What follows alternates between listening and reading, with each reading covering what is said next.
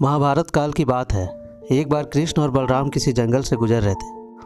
चलते चलते काफ़ी समय बीत गया और अब सूरज भी लगभग डूबने वाला था। अंधेरे में आगे बढ़ पाना संभव नहीं था, इसलिए कृष्ण बोले, बलराम, हम ऐसा करते हैं कि अब सुबह होने तक यहीं ठहर जाते हैं। भोर होते ही हम अपने गंतव्य की ओर बढ़ चलेंगे। बलराम बोले, पर इस घने जंगल में हमें खतरा हो सकता है। यहाँ सोना उचित नहीं होगा, हमें जाग कर ही रात बितानी होगी। अच्छा, हम ऐसा करते हैं कि पहले मैं सोता हूँ और तब तक तुम पहरा देते रहो, और फिर जैसे ही तुम्हें नींद आए तुम मुझे जगा देना, तब मैं पहरा दूंगा और तुम सो जाना। कृष्ण ने सुझाव दिया। बलराम तैयार हो गए। कुछ ही पलों में कृष्ण गहरी नींद में चले गए और तभी बलराम को एक भयानक आकृति उनके ओर आती दिखी। वो कोई राक्षस था।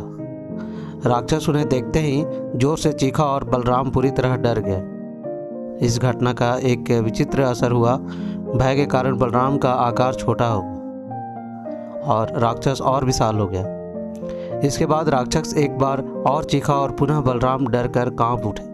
अब बलराम और भी सिकुड़ गए और राक्षस पहले से भी बड़ा हो गया। राक्षस धीरे धीरे बलराम की ओर बढ़ने लगा। बलराम पहले से ही भयभीत थे और इस विशालकाय राक्षस को अपनी ओर आता देख जोर से चीख पड़े, कृष्ण, और चीखते ही वहीं मूर्छित हो गए।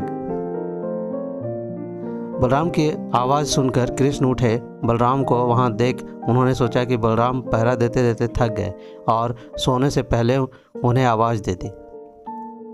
अब कृष्ण पहरा देने लगे। कुछ देर बाद वही राक्षस उनके सामने आया और जोर से चीखा। कृष्ण जरा भी घबराए नहीं और बोले, बताओ, तुम इस तरह चीख क्यों रहे हो? क्या चाहिए तुम्हें? इस बार भी कुछ विचित्र घटा।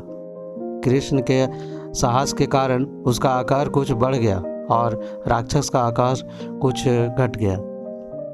राक्षस को पहली बार कोई ऐसा मिला था जो उससे डरा नहीं। घबराहट में वह पुनः कृष्ण पर जोर से चीखा। इस बार भी कृष्ण नहीं डरे और उनका आकार और भी बड़ा हो गया, जबकि राक्षस पहले से भी छोटा हो गया। एक आखिरी प्रयास में राक्षस पूरी तरह से चीखा, पर कृष्ण मुस्कुराया और फिर से बोले, बताओ तो क्या चाहिए तुम्हें?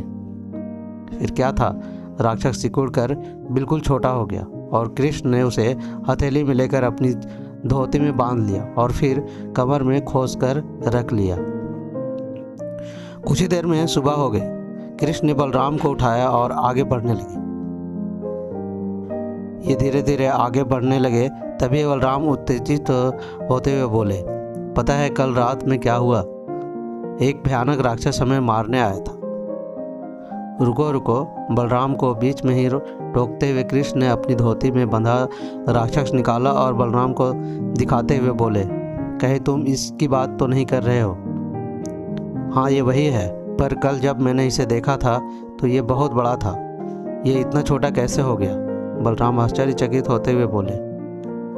कृष्ण बोले, जब जीवन में तुम किसी ऐसी चीज़ से बचने की कोशिश करते हो जिसका तुम्हें सामना करना चाहिए, तो वो तुमसे बड़ी हो जाती है और तुम पर नियंत्रित करने लगती है।